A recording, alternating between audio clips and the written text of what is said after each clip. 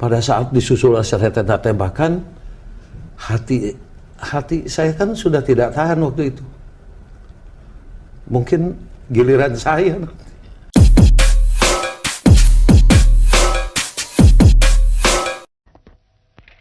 Berhenti!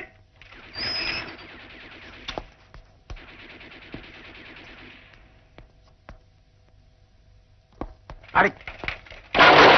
Tarik!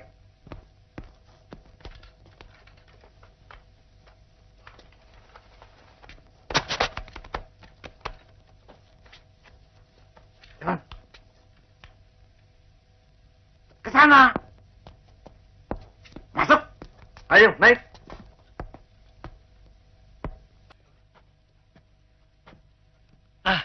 Di sana itu, Pak, ada tenda-tenda. Bangku itu juga saya lihat, Pak. Saya pernah ke sana.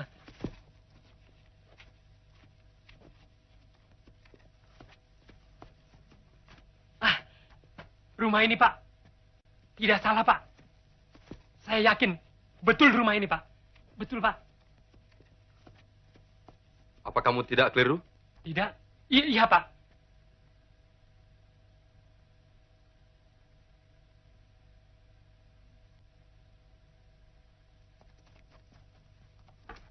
Lapor, kami telah menemukan tanda-tanda yang mencurigakan.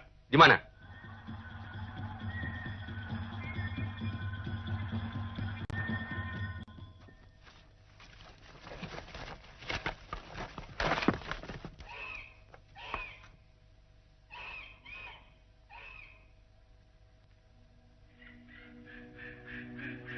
Assalamualaikum warahmatullahi wabarakatuh. Saya Letnan Kolonel Purnawirawan Haji Sukitman.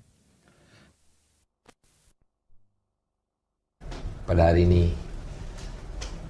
sesudah penutupan bulan September 2004, di mana kita juga melihat atau mengingat adanya kejadian tanggal 1 Oktober tahun 1965, sebuah peristiwa yang tragis.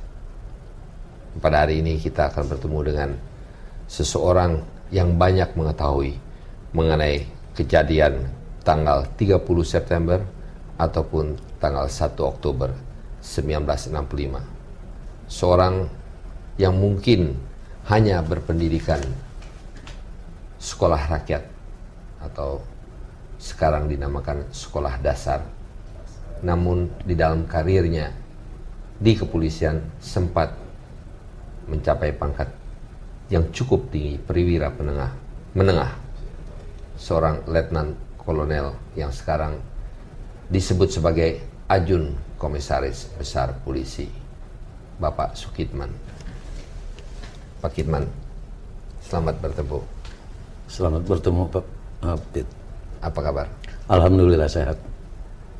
Saya pernah mendengar, membaca mengenai seorang Sukitman, seorang yang banyak pengalamannya, banyak mengenal orang, namun seperti dikatakan berpendidikan hanya sekolah dasar, tapi akhirnya menjadi seperti yang saya katakan tadi, Letnan Kolonel atau Ajun Komisaris Besar Polisi. Seorang yang banyak mengetahui mengenai peristiwa tahun 1965, September 30 Oktober tanggal 1. Saya ingin mengetahui sedikit banyak latar belakang siapa Pak Kitman. Pak Kitman itu lahir di mana? Lahir di Pelabuhan Ratu, Sukabumi. Pendidikan? Pendidikan hanya sampai sekolah dasar, SR waktu itu. Namun pada akhirnya sesudah saya membaca buku dari Pak Kitman sempat menjadi letnan kolonel perwira menengah. Bagaimana seorang yang sekolah dasar, hanya pendidikan sekolah rakyat, bisa menjadi seorang letnan kolonel? Bisa diceritakan? Nah, baik, terima kasih, Dit. Saya ini memang dari daerah, dari Pelabuhan Ratu, dengan mengenyam hanya seorang sekolah pendidikan SR.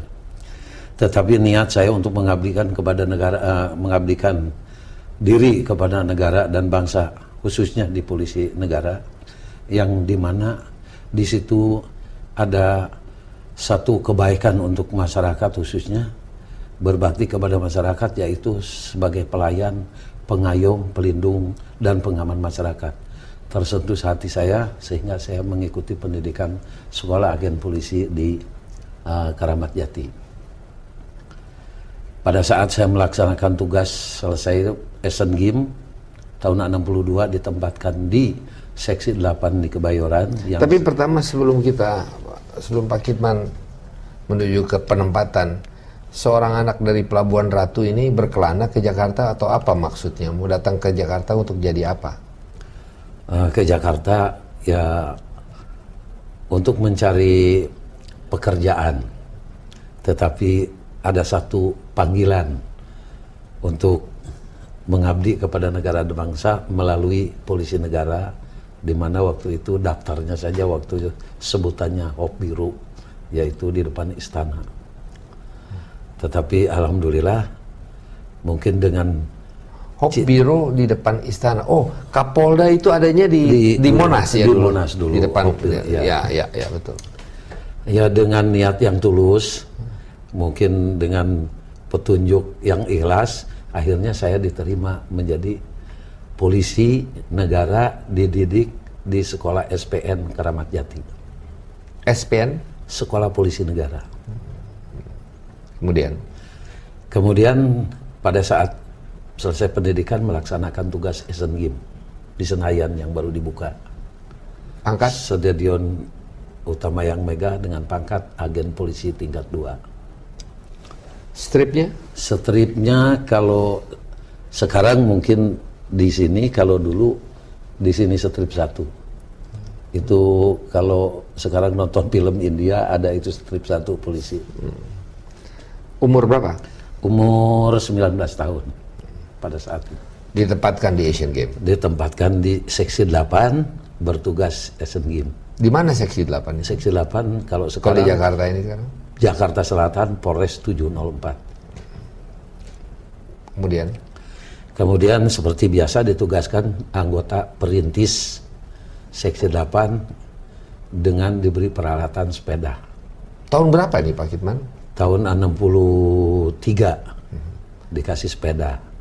Dan masuk di polisi tahun? Tahun 62. Tahun 62 masuk menjadi Agen polisi tingkat 2, dapat sepeda, langsung ditugaskan di stadion 8. di Seksi 8. 8, kemudian ditugaskan oleh komandannya pada saat itu untuk menjaga daerah Senayan. Menjaga Jalan Iskandar Shah. Oh, bukan stadion utama, stadion bukan udah tahun 62. Ini udah nginjek naik sepeda nih. Kalau di Asian Games nggak naik sepeda. Nah, kalau sudah tugas di perintis di Seksi 8 dengan peralatan sepeda, ditugaskanlah di Jalan Iskandar Shah bersama rekan saya namanya Sutarso. Jalan Iskandar Shah di Polres atau di Seksi Polisi atau apa itu? Jalan Iskandar Shah itu kalau sekarang jalan yang menuju Blok M. Menjaga apa, ditugaskan apa? Ditugaskan di guest house di mana waktu itu Wisma Iskandar Shah itu biasanya ditempati oleh Kepala Staf Angkatan Udara. Kalau pada saat itu kosong, diisi oleh tamu, dan Kepala Staf Angkatan Udara waktu itu rumahnya pindah ke Wisma Angkasa yang di Jalan Wijaya. Bapak menjaga apa di situ? Menjaga tamu negara yang akan menghadiri hari ulang tahun ABRI tanggal 5 Oktober. Kemudian Bapak berjaga di situ. Jaga. Sendiri? Berdua. Bersama dengan siapa? Dengan agen polisi tingkat 2 Sutarso. Apa yang terjadi? Pada tanggal berapa nih? Pada tanggal 30 hari Kamis malam Jumat. Namanya polisi perintis kan harus berputar keliling radius 200 meter atau 300 meter, selalu gantian kontrol. Tepat jam menjelang subuh mendengar serentetan tembakan. Ini tanggal 1 Oktober. Sudah masuk tanggal 1 Oktober. Saya permisi sama teman saya. So, saya akan cek dulu. Mungkin ada rampok. Dengan mengendarai sepeda, senjata US carbine-nya ditaruh di depan. Oh, udah bawa senjata helm, nih? Sudah bawa senjata jengkel. Kemudian saya berangkat menyelusuri atau tempat serentetan tembakan. Tetapi begitu sampai di tempat kejadian, Di mana ini? di ujung Jalan Iskandar Shah itu ada Jalan Sultan Hasanuddin. Kalau ke depan lagi lapangan Mabes Polri. Kalau dulu mah Jawatan Kepolisian Negara. Sampai di situ tembakan gencar. Ini dekat Sarinah Jaya kalau sekarang. Kalau Dekat sekarang, Sarinah ya. nah, depan, Toko serba ada Sarinah ya. Kalau sekarang mah depan pintu terminal. Terminal bus. Terminal. Blok M. Blok M. Karena gencarnya suara tembakan, ada abah berhenti dari sepeda, turun dari sepeda, lemparkan senjata, angkat tangan. Karena lihat situasinya yang begitu banyak, yang begitu tembakan gencar, kemudian saya turun dari sepeda, saya lemparkan senjata, kemudian saya angkat tangan dengan todongan senjata dari kiri, kanan, belakang, kemudian saya didorong, diseret, dilemparkan ke dalam mobil, di mana ditaruh di kabin di samping supir di bawah. Apa Pak Kiplan tadi katakan lagi suasana apa? Suasana suara tembakan gencar. Terus menerus. Terus menerus nggak berhenti dan banyak pasukan. Berapa banyak? Kira-kira? Ya namanya gerombolan banyak kan, gerombolan pasukan itu kan banyak. Ada 20, 30, 40? Lebih. Mereka berdiri di jalan? Ada yang nyerbu ke salah satu rumah, ada yang kiri kanan, ada yang muka belakang. Ya mungkin kurang lebih ada 100 sampai 100 orang lebih. Naik apa mereka datang? Kalau naiknya tidak tahu, tapi di situ berjajar mobil-mobil atau kendaraan-kendaraan yang untuk dinaikin oleh gerombolan itu. Setelah itu saya sudah tidak tahu lagi karena udah langsung ditutup, diikat, sudah saya berada di dalam kabin mobil di samping supir. Truk? Bus yang saya naikin. Sepintas bus karena saya langsung ditaruh di kabin mobil, sudah nggak ingat lagi. Kemudian mendengar aba-aba peluit, kendaraan bergerak. Bergeraknya saya masih sadar dan masih ingat bahwa itu memasuki jalan Walter Mangunsidi sampai ke Santa masih ingat. Sampai ke Mampang masih ingat. Saya mau tanya, Pak, di dalam buku Pak Sukitman yang saya lihat di sini, agen polisi tingkat 2 Sukitman, ada ditulis mengenai bus yang dipakai atau truk yang dipakai yang sebetulnya di stop. Ini truk dari Artajasa, apa tuh? Di mana? Apa yang terjadi dengan truk dari Artajasa itu? Kalau truk itu saya ketemunya setelah kejadian. Oh, tapi Pak Kiplan mengatakan di sini bahwa truk Artajasa itu di stop di daerah situ Di juga. daerah situ. Peruri ya sekarang ya, Peruri. Ya, kalau dulu Artajasa itu percetakan uang kebayoran adanya di daerah Jalan Brawijaya. Kalau Peruri kan sekarang adanya di Jalan Trunojoyo. Lain kan dulu Peruri dengan percetakan uang biasa dengan uang logam. Kemudian Walter Mangunsidi sudah tidak ingat lagi. Tahu-tahu suruh kendaraan berhenti, turun. Begitu turun dibuka ikatan saya, ikatan tutup mata dengan tangan. Kemudian saya diseret, tapi samar-samar mendengar kata-kata Yani wis dipateni. Yani wis dipateni. Yani Jenderal Yani. Ya, wis dipateni. Ya, artinya jadi, telah dibunuh. Telah dibunuh mungkin ya. Jadi saya hanya Yani kan kalau tidak salah dalam hati itu kan Kepala Staf Angkatan Darat. Kemudian saya dimasukkan ke dalam tenda. Sementara ini orang strip 1 aja ya. Saya strip 1. Agen polisi tingkat 2 ya. Malah yang memeriksa saya dari gerombolan pasukan tersebut menanyakan, ini apa? Saya bilang ini Jakarta Raya dan sekitarnya. Kalau Jakarta, polisi Jakarta di sini Jakarta dan sekitarnya. Begitu masuk ke dalam tenda, ya remang-remang karena sudah mulai pagi, saya melihat orang-orang yang didudukan di bangku-bangku tetapi dengan terikat tangan ke belakang dan matanya ditutup. Ada juga yang di bawah, ada yang pakai baju kimono, ada yang berdarah. Tapi karena saya buru-buru dibawa lagi ditawan di depan rumah, karena waktu itu yang menangkap saya tuh melapor kepada seseorang bahwa pengawal Jenderal Penjahitan ditawan. Sebentar, ingin saya tanyakan sebentar. Tadi Bapak mengatakan di jalan Bapak berada di rumahnya Pak Panjaitan. Tembakan-tembakan itu di rumahnya Pak Panjaitan. Waktu itu saya tidak tahu rumah Penjahitan, rumah Jenderal Penjahitan nggak tahu. Waktu Pak Kitman ditangkap itu ditodong dengan senjata, Pak Kitman nggak tahu kita ada masalah apa, rumah siapa, Pak Kitman nggak tahu. Oh, tidak tahu. Sampai di satu tempat, satu tempat ya. Satu tempat yang membawa saya, menawan saya lapor, pengawal Jenderal Penjahitan ditawan. Siapa itu Jenderal Penjahitan? Tidak tahu. Dibawa, ditaruh di depan rumah. Di teras rumah itu ada bangku-bangku sekolah dan papan bor.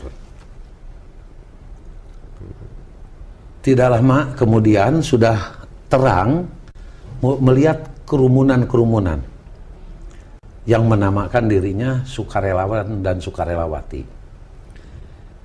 Tetapi orang itu adalah pemuda rakyat dan gerwani dengan kelengkapan senjatanya saja sudah melebihi dari ABRI.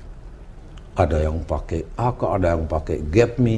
Karena saya duduk-duduk itu pakai senjatanya GEPMI. Padahal itu dia bukan tentara, adalah sukarelawan, sukarelawati. Kemudian saya ingin menanyakan, sebentar saya ingin menanyakan. Pada waktu Pak Kitman sampai di tempat tersebut, langsung tutup mata dibuka, tangan dilepas juga, biasa bebas. Kemudian Pak Kitman disuruh apa? Masuk tenda. Suruh duduk aja di dalam tenda itu? Enggak, hanya melapor sebentar. Pak Kitman yang melapor kepada siapa? Dia yang nangkep. Kemudian dibawa. Mengatakan ini adalah ajudannya dari jenderal penjaga dari Bapak Panjaitan. Setelah ditawan di luar, di depan rumah, yang nggak jaga saya ini adalah gerombolan-gerombolan pasukan. Dari tenda Pak Kitman keluar ditawan di depan rumah. Ya. Tapi dijaga, yang jaga itu disuruh duduk atau berdiri? Duduk. Yang jaga yang ngelilingin saya dari Cakrabirawa. Kemudian melihat ke salah satu tempat kerumunan yang dikelilingin oleh sukarelawan sukarelawati dengan teriakan ganyang kabir, ganyang kabir, ganyang kabir, satu persatu dimasukkan. Kabir apa artinya? Kabir itu kalau tidak salah sekarang ya yang sudah tahu, kalau dulu kan nggak begitu tahu. Itu kata-kata dari kapitalis birokrat. Setelah yang itu dimasuk-masukin kemudian disusul oleh serentetan tembakan oleh seseorang. Orang ini masih hidup? Orang-orang ini yang dimasukkan ke dalam? Yang dimasukin duluan juga disusul, ditembak juga dari atas.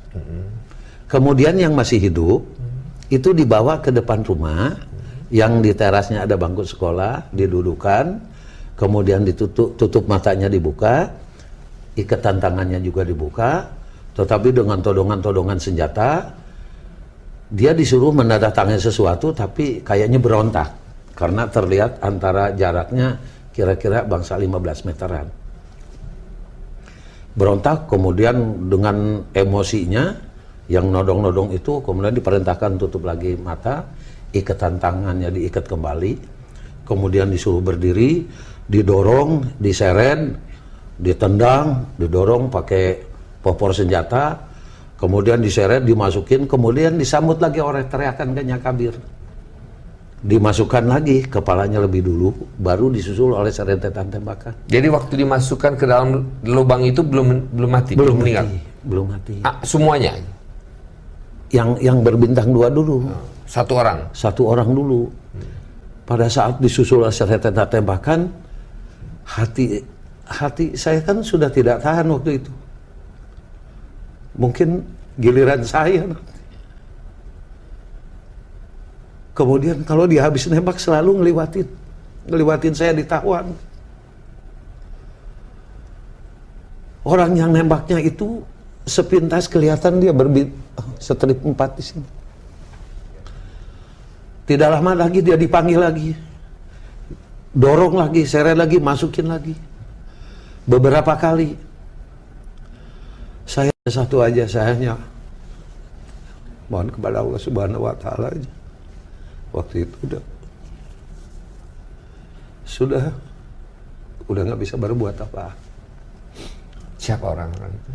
Orang-orang itu kalau setelahnya tahu bahwa saya menerangkan orang yang berbintang 2 itu namanya Mayor Jenderal S. Parman, itu juga setelah saya lolos melaporkan. Kita berbicara sebetulnya mengenai masalah G30S dan pembunuhan daripada jenderal-jenderal, yaitu antara lain adalah Jenderal Ahmad Yani, Jenderal D. Panjaitan, Jenderal Haryono, Suparman, Sutoyo, kita juga ada Tendean, dan kita juga ada beberapa lagi ya, Suprapto kalau tidak salah. Pak Kitman tadi mengatakan bahwa mereka yang masih duduk itu ada beberapa orang, 4 atau 5 orang kata Pak kita. Siapa yang duduk pada saat itu? Siapa yang sudah masuk di dalam lubang tersebut dan siapa yang belum masuk di dalam lubang tersebut? Mungkin waktu itu saya tidak tahu ya, tapi setelahnya. Ya, setelahnya. Setelahnya baru tahu yang dengar Yani Uwis dipateni. Pak Panjaitan dengar ditembakin rumahnya waktu saya ketangkep. Kemudian Pak MT Haryono, mungkin itu lebih dulu. Pak Panjaitan meninggal di rumahnya. Di rumah. Jadi pada waktu Pak Kitman itu dibawa ke tempat tersebut, itu bersama-sama dengan jenazah Pak Panjaitan atau beliau tidak? naik truk Artayasa itu. Oh. Truk Artayasa. Pak Kitman naik bus. Naik bus dibawa. Jadi satu rombongan. Satu rombongan ke sana. Hanya waktu itu tidak tahu bahwa Ya. itu Siapa itu jenderal itu siapa ya? Ya Pak Kitman juga masih masih gelap polisi lawan. tingkat 2 paling bawah, masih naik sepeda lagi ya. Baik, kemudian beliau itu sudah dimasukkan pada waktu Pak Kitman sampai di situ, sudah dimasukkan ke dalam lubang. Belum. Kita sebutkan aja lubang buaya ya, itu namanya. Sumur lubang buaya. Sumur, di dalam sumur itu. Belum. Masih ada di tenda. Tapi Pak Panjaitan sudah meninggal kan? Sudah. Ya. Hanya yang 5 orang yang atau 4 orang yang lain belum.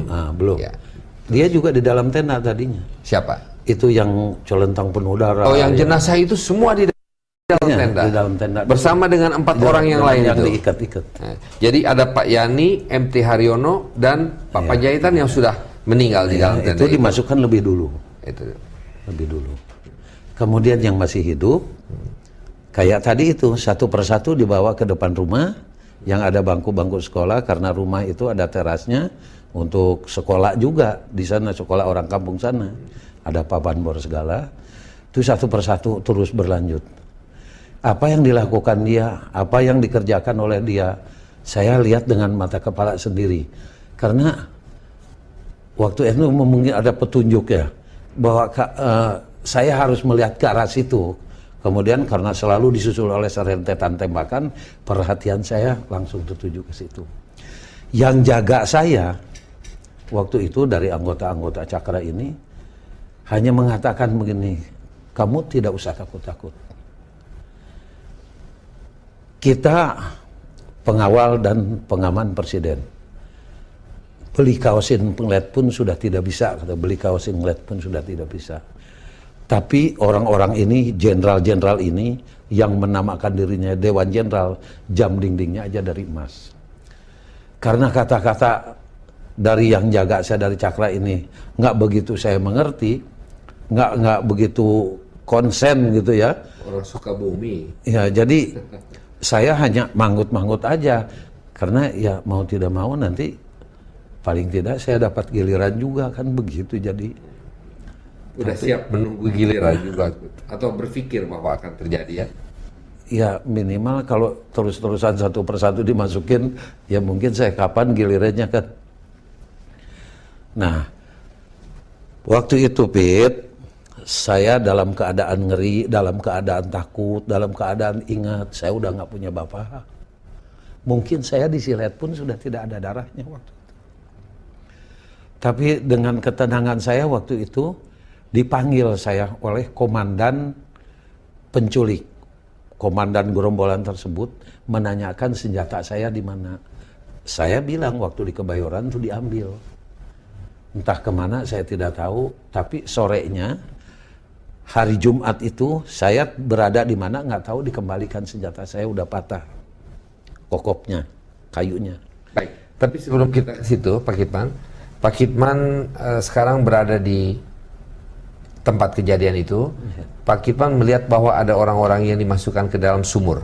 Iya. Dari yang sudah berdarah, kemudian yang belum berdarah itu masih hidup waktu dimasukkan di dalam lubang di sumur. Masih itu. hidup dimasukkan, tapi ditutup, diikat, didorong, ditendang, dipopor, langsung dimasukin kepalanya lebih dulu, teriakan ganyang kabir, susul serentetan tembakan.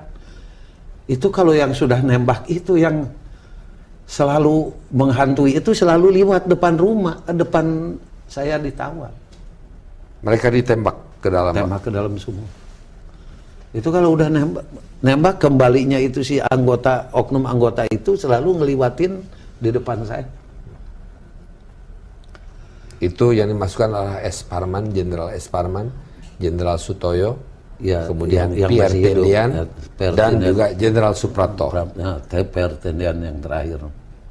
Pada saat itu juga Pak Kitman masih juga belum tahu itu mereka siapa. Baik. Siapa? Apa yang terjadi sesudah itu? Ditutup, sumur tutup oleh pasukan yang disebut sukarelawan-sukarelawatin, ngangkutin sampah dari, kan di sana kan kayak hutan waktu itu. Kemudian setelah rata ditutup, kemudian saya diajak naik mobil oleh Letnan 1 Dul Arif dari Cakrabirawa. Dul Arif. Sebelumnya, setelah ditutup rata, komandan sasaran kumpul. Kalau sekarang, kalau tempat upacara itu dulu tempat tenda-tenda. Komandan sasaran kumpul, dikasih datang komandannya, yaitu yang namanya Letkol Untung. Karena saya dengar dari yang jaga itu Letnan Kolonel Untung. Tidak lama dia berangkat, entah kemana, sejam atau sejam 2 jam, disetel radio transistor ada yang punya. Bahwa gerakan G30S sukses, yang mendukung dalam gerakan G30S, prajurit atau ABRI akan dinaikkan pangkat 1 tingkat, yang aktif dalam gerakan tersebut akan dinaikkan pangkatnya 2 tingkat. Maka pasukan yang ada di sana bersalam-salaman sambil teriakan sukses. Kemudian Pak Kitman diapakan? Setelah itu, setelah senjata saya kembalikan, saya diajak naik jeep. Jeepnya Untung. Jeepnya Letkol Untung, Ya. tapi supirnya namanya Kopral Iska. Berangkat, tapi diikutin oleh truk-truk dengan penuh pasukan menuju ke daerah Halim Perdana Kusuma. Masuk ke daerah Halim, kemudian di pos penjagaan di stop oleh, ya kalau di sininya banyak bunganya, pati lah. Entah pembicaraannya tidak tahu karena saya di dalam jeep. Kemudian jeep ini dengan pasukan-pasukan berangkat, kalau tidak masuk ke yang ada sekarang, kalau tidak salah ada lapangan golf, masuk terus ke belakang, akhirnya kelihatan mendekati daerah Kalimalang. Pasukan di-drop ke daerah luar, ke daerah Gedong Penas, kemudian kembali lagi di lapangan, kemudian truk-truknya dijejerkan, pasukannya disebar, saya tinggal berdua Kopral Iskak di situ. Malam Sabtu, sudah malam nih, hari Jumat malam, Kopral Iskak ini ngajak saya tanya kemana? Ke Lubang Buaya. Jadi malam Sabtu baru tahu tempat tadi seharian itu namanya Lubang Buaya. Keluar naik jeep, Cililitan, Keramat Jati, baru saya sadar, oh ini Keramat Jati tempat pendidikan saya, agen polisi. Terus Pasar Hek, belok kiri, masuk, ada belok kanan, sawah, kebun karet, terus ngambil nasi di posko yang tadi pagi tempat saya ditawan. Naikin nasi, kembali lagi liwat Halim, kembali lagi ke sana, bagi-bagi nasi sampai ke Gedung Penas, balik lagi ke lapangan, di mana di situ malam Sabtu itu saya tertidur. Hari Sabtu pagi, pasukan yang tadinya pakai jaket coklat, pakai coklat-coklat sudah berubah menjadi pakaian loreng-loreng. Tapi kelihatannya sibuk. Sibuk, ada yang lari ke sana, ada yang ke sana kemari. Sampai jam 1, jam 2. Pak Kipman masih pakai seragam polisi nih? Masih. Karena lihat sibuk semua ini pasukan ke sana kemari, saya ditinggal, masuklah ke kolong truk. Karena panas masuk ke kolong truk. Hari Sabtu pagi? Hari Sabtu siang. Siang. Udah siang nih, udah mau. Kira-kira jam 2 di kolong truk, tidur tapi nggak buka mata, tapi dengar suara tembakan. Suara tembakan kayak yang percis yang di Kebayoran. Ramai gitu, tembakan gencar. Tapi nggak mau buka mata. Tiduran aja di kolong truk. Sadar-sadar dibangunkan oleh Cakrabirawa 4 angkatan yang sudah pakai pita putih. Sadar saya begitu bangun melihat tentara yang pakai pita putih, wah ini mungkin dari Palang Merah Indonesia, nggak bakalan, karena ada pelajaran dulu di polisi, kalau sudah Palang Merah datang keadaan perang juga nggak bakalan dibunuh tawanan itu. Nah disitulah prinsip saya, nggak bakalan dibunuh karena dia sudah pakai pita putih Palang Merah. Ternyata waktu itu Cakrabirawa dari 4 angkatan dan diikutin oleh pasukan yang lain. Yang pertama yang meriksa saya mayor dari polisi Mayor Jiman, Kapten. Kalau dari tentara Mayor Eko. Kemudian dari Angkatan Udara sama Laut saya tidak begitu kenal karena masih bintara-bintara. Tetapi dari Cakrabirawa yang sudah pakai pita putih. Pada saat membangunkan saya bilang, saya polisi. Waktu gerbagan di Kebayoran saya dibawa. Kemana? Ke Lubang Buaya. Tahu jenderal-jenderal dibunuh? Nggak tahu, hanya ada kabir-kabir dimasukin dalam sumur. Nah, oleh beliau ini dikasih pita putih dibawa. Pak Kipman dibawa? Dibawa. Kemana? Ke markas Cakrabirawa. Di mana? Markas Cakrabirawa, kalau sekarang jadi Binagraha. Itu malam Minggu, saya diperiksa oleh Letnan Kolonel namanya Ali Abram. Ali Abram yang penting meriksa saya itu Letnan Kolonel dari Cakrabirawa. Sampai dia menerangkan, kamu orang Indonesia diculik Belanda, sekarang kembali ke Indonesia, terangkan apa yang kamu lihat dan kamu alami di sini. Mengapa? Ya saya kan bingung juga, di sana yang nangkep saya ngasih makan, ini yang nangkep saya juga ngasih makan, jadi sampai dijelaskan begini. Waktu itu keadaan bingung sayanya, sampai dia menjelaskan begitu. Pak Kipman jelaskan semuanya? Jelaskan apa yang dilihat, yang dialami. Pada saat saya menerangkan orang yang berbintang 2, dia gebrak meja. Itu bapak saya, Mayor Jenderal S. Parman. Jadi malam Minggu itulah baru tahu yang dimasukin ke dalam sumur itu adalah jenderal-jenderal, termasuk Pak Tendian ajudannya Pak Jenderal Nasution. Saya tidak mengerti, karena Pak Kipman mengatakan dari Lubang Buaya, Pak Kipman dibawa ke Halim. markas Cakrabirawa. Dari Halim. Dibawa ke markas, itu hari Sabtu ya? Hari Sabtu. Pak Kipman belum dilepas oleh gerombolan-gerombolan ini? Kabur, gerombolan itu kabur.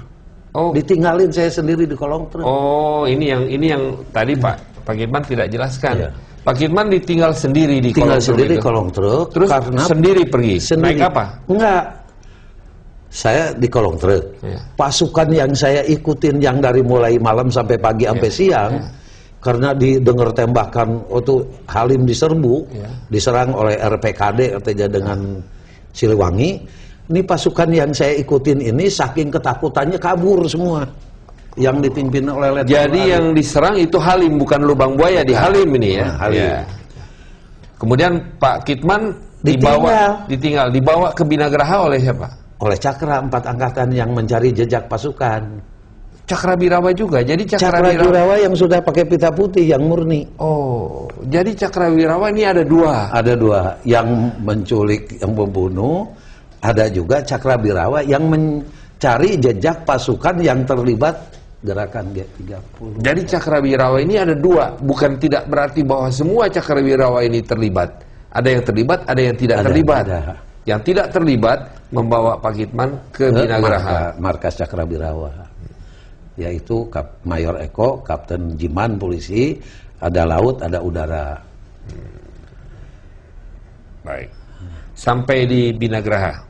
Sampai di markas Cakra. Cakra diperiksa. diperiksa. Pada saat saya menerangkan orang yang berbintang 2, Letkol Ali Ibram itu bergebrak meja bahwa itu Mayor Jenderal Suparman. Satu persatu kedengaran, oh si Anu. Tapi sebelum saya menerangkan orang yang berbintang 2, tadinya juga saya nggak tahu bahwa itu jenderal-jenderal putra-putra bangsa yang terbaik sebagai seorang jenderal yang waktu itu ya berkedudukan tinggi di Angkatan Darat. Kemudian Pak Kitman sesudah interview itu atau wawancara itu atau diperiksa itu, Pak Kitman malam minggu, terus Pak Kitman kemana? Tidur di situ, Pak. Di markas Cakrawirawa. Pagi-pagi hari Minggu dijemput, dipinjam katanya, dipinjam agen polisi Sukitman, diambil untuk dihadapkan kepada Pangdam 5 Jaya. Pada saat itu adalah Mayor Jenderal Umar Wiradikusuma. Dibawa menghadap ke Mayor Jenderal Umar Wiradikusuma yang sempat sampai menjadi wakil presiden Republik Indonesia. Kemudian setelah beliau membaca laporan yang tadi malam dibuat, dia percaya kepada kamu karena kamu sudah jadi ABRI waktu itu kan, udah jadi AKRI kan, Angkatan Kepolisian Republik Indonesia udah dirubah. Saya percaya penuh pada kamu. Kemudian saya ditunjuk dibawa mengikuti Mayor Subardi. Subardi itu ajudannya Jenderal Ahmad Yani. Dari markas Kodam Jaya, dari tempat Pak Umar Wiradikusuma, saya dibawa menuju Jalan Lembang. Diketemukan dulu dengan ibunya, keluarganya, bahwa ini akan menunjukkan, polisi ini akan menunjukkan di mana bapak-bapak yang dimasukkan dalam sumur. Jalan Lembang itu ibu rumah Pak Yani yang waktu Ibu Yani. Yang waktu itu darahnya juga masih banyak, darahnya Pak Yani. Dari situ dibawa ke Jalan Saharjo. Waktu itu Jalan Saharjo, kalau sekarang sudah Tebet. Sekarang udah jadi apa? Gedung Balai Sudirman. Udah. Dari situ langsung dibawa ke Cijantung. Turun dari mobil dihadapkan kepada Kolonel Sarwaidi Wibowo, Komandan RPKAD. Laporan yang tadi malam yang dibuat sudah ada di beliau. Hanya saya tinggal ke Papanbor untuk menggambar ini Pasar Hek, ini sampai ke lokasi. Maka dengan pasukan dari anggota beliau, waktu itu Kapten Urip, Mayor Seisi Santoso, dan lain sebagainya, bergeraklah dari markas RPKD sampai Pasar Hek naik mobil, dari Pasar Hek jalan kaki. Disitulah saya baru mendengar pasukan RPKD mengatakan berbanjar, sebar lebar, dan lain sebagainya. Itu suatu pengalaman juga. Senjata saya ditinggal, karena memang senjatanya sudah patah di markas Cakra. Setelah masuk daerah Lubang Buaya, lewat sawah, kalau sekarang ke tempat upacara itu jalan baru, kalau yang lama lewat lagi sawah, terus baru saya menunjukkan antara rumah dengan rumah, di mana saya ditawan, di sampingnya ada sumur, saya tunjukkan. Tidak ada orang lain yang mengetahui lubang sumur itu ada di mana kecuali Pak Kitman. Padahal di situ banyak pasukan. Pasukan di sana banyak, tapi dengan aba-aba dari Kapten Urip, waktu itu Kapten Urip dari RPKD, yang ada di lokasi keluar, kalau tidak saya hancur leburkan, kata beliau ini. Maka keluarlah beberapa pasukan dari mana? Waktu itu kalau nggak salah dari yang menjaga, alasannya sih menjaga bekas latihan sukarelawan-sukarelawati dari PGT. Baru kita masuk, RPKD satu persatu, pohon karet segala udah dijaga, baru saya nunjukkan sumur, tempat. Sebab nggak ketahuan kan, udah buangan, udah jadi buangan sampah gitu. Itu si sumur itu ditutupin jadi buangan sampah. Kalau kita habis makan sama sayur kacang ya dibuang situ, jadi nggak tahu. Maka dicongkel oleh anggota RPKD pakai sangkur, ketahuanlah tanda-tanda yang dipakai oleh dia yang malam-malam di sini merah putih di sini selayar kode daripada sukarelawan. Baik, jadi sebetulnya Pak Kitman ini merupakan saksi hidup. Amin. Yang betul-betul mengetahui apa yang terjadi di Lubang Buaya. Satu-satunya atau masih ada orang lain?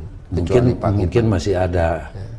Tapi karena waktu itu kan yang tahu mungkin nggak boleh ngomong oleh apa waktu itu ada yang disebut GTM, gerakan tutup mulut lah apa waktu itu.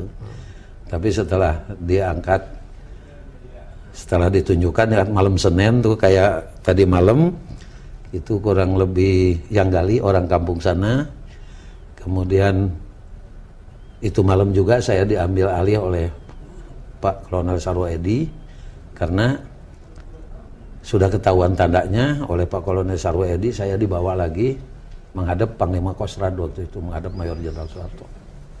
Menghadap ke Panglima Kostrad? Kostrad, Pak Sarwo Edi bersama saya. Menghadap ke Pak Panglima Kostrad, yaitu Jenderal Soeharto pada saat itu. Soeharto. Tapi tanda saya udah dicopot di sini. Yang agen polisinya, untuk keamanan, untuk security mungkin oleh beliau. Jadi sipil ya? Jadi sipil. Baik. Bapak sekolah dasar. Betul. Tapi bisa mencapai ajun komisaris besar. Pada saat tahun 80 saya udah diberi hade motor ya, udah tugas dengan pangkat Sarsan Mayor. Tanggal 6 bulan 10 tahun 80 saya melihat Gema Pancasila di TPRI, di mana waktu itu Bapak Sarwo Edi diwawancarai TV oleh Ibu Mariati kalau tidak salah. Karena waktu itu timbul banyak yang mengaku-ngaku menunjukkan sumur, menemukan sumur lubang buaya dan lain sebagainya. Ya saya sebagai orang kecil di polisi kan tidak mungkin, Pit, gini-gini saya udah berjasa buat negara dan bangsa, ada andil sedikit. Masa iya saya nggak dikasih sekolah atau pangkat? Kalau Pit waktu itu ngerti, kalau nggak kan saya diketawain. Tapi waktu itu yang berbicara ini Jenderal Purnawirawan Sarwo Edi diwawancarai. Beliau mengatakan bukan saya berikut pasukan saya yang menunjukkan, tapi ada seorang polisi namanya Sukitman, tugasnya di mana saya tidak tahu. Tanggal 6 bulan 10 tahun 80 jam 19.30. Bergetar hati saya, bersyukur sama Yang Maha Kuasa. Masih ada yang mengingatkan. Saya bersama istri, dulu masih bujangan, sama anak saya. Mudah-mudahan Bapak bisa ketemu dengan Pak Sarwo Edi. Hanya satu aja saya waktu itu mau mengucapkan terima kasih sama beliau. Saya coba menghubungi, ternyata beliau kantornya waktu itu di Jalan Pejambon sebagai Dirjen Deplu. Tapi dengan niat yang ikhlas saya datang. Kata sekretarisnya, 2-3 hari lagi tunggu daftar aja nama. Setelah daftar beliau menerima. Sehingga saya merasa haru kepada beliau, di mana beliau seorang jenderal yang selalu mendahulukan kepentingan orang banyak daripada kepentingan diri sendiri. Mau beliau menerima saya satu atas nama pribadi Sukitman dengan istri dan anak-anak mengucapkan banyak terima kasih. Bapak telah mengangkat nama saya waktu itu yang ya kalau saya ngaku-ngaku berjasa kan malu, tetapi kalau beliau yang ngomong mungkin ada reaksi dari yang lain. Kalau tidak salah di dalam buku ini, Pak Kitman, ditulis di sini di Harian Kompas tanggal 5 November 1978. Di sini dikatakan yaitu kalau ada orang yang patut diberi penghargaan pemerintah dalam rangka menemukan kembali jenazah para pahlawan revolusi, menurut Sarwo Edi, orang itu adalah agen polisi Sukitman. Bukunya mungkin ini dapat dilihat, satu buku yang dikatakan yang dikeluarkan oleh Dispen ya, Dispen atau Dinas Penerangan Polri, di mana dikatakan di sini adalah agen polisi tingkat 2 Sukitman. Nah, tapi pada akhirnya disekolahkan di Sukabumi. Akhirnya dari seorang yang hanya sekolah dasar bisa mencapai 2 melati. Amin. Satu kebanggaan? syukur kepada yang di atas Allah Subhanahu wa taala. Haji Sukitman. Haji Sukitman. Fit. Saya bersyukur alhamdulillah ya kepada ya masih diberikan nikmat panjang umur ketemu Pit lagi. Sebagai ya sahabat, sebagai ya pembimbing saya nih kebanyak orang dari Kebayoran, dari mana mengenal. Dari Menteng. Dari Menteng. Tapi Beda itu Kebayoran sama Menteng, Iya. Pak Kitman. Kebayoran, Tanah Abang, Menteng beda. Menteng itu paling top dulu ya. iya berkat banyak teman silaturahmi. Marah itu yang tinggal di Kebayoran sama di daerah Tanah Abang itu. Baik, tapi G30S satu bahaya laten. Bahaya laten. Mengapa? Karena kalau timbul kembali, berkibar lega kembali yang namanya aliran komunis, ideologi komunis, ini lebih berbahaya lagi. Apalah komunisme itu berbahaya? Berbahaya karena karena yang namanya komunis kan bahaya laten ya. Jadi harus diwaspadai oleh regenerasi yang akan datang ini. Bahaya dalam arti kata apa? Dalam arti bahaya karena kan selalu membuat keruh suasana di negara Indonesia ini. Apa pesan seorang Sukitman yang melihat dengan mata kepala sendiri apa yang telah terjadi?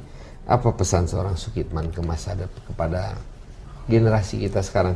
Kita juga sebetulnya melihat ada satu TAP MPR ya, nomor kalau nggak salah nomor 25 tahun 1966 ya, tentang larangan ajaran komunis di Indonesia. Apakah itu sesuatu yang salah? Itu TAP MPR itu bahkan sekarang ada upaya untuk mencabut TAP MPR itu. Apa kira-kira sebagai seorang yang sekarang anggota masyarakat kecil ya, masyarakat biasa ya, rakyat biasa, apa yang Pak Kitman pikirkan? Saya hanya satu aja pesan kepada regenerasi yang akan datang, regenerasi muda. Jangan sampai terulang yang ketiga kalinya saja yang dikendalikan oleh Partai Komunis. Yang pertama kan Madiun 48, yang kedua ya tahun 65 yang saya alami sendiri. Jangan sampai ada kejadian atau peristiwa yang ketiga kalinya yang masalahnya ditimbulkan oleh ya itu tadi. Apakah masih mungkin keadaan seperti itu terjadi? Apakah kita tidak berlebih-lebihan takut terhadap hal ini? Mungkin keadaan sekarang sudah berubah. Ya, kalau lihat ke depan dengan dicabutnya TAP MPR 25, ya, itu kayaknya berarti dibolehkan lagi orang mempelajari aliran komunis. Tapi di sisi yang lain kan ada gejolak timbul seperti sekarang. Saya hanya orang kampung, pernah membaca salah satu koran namanya Republika.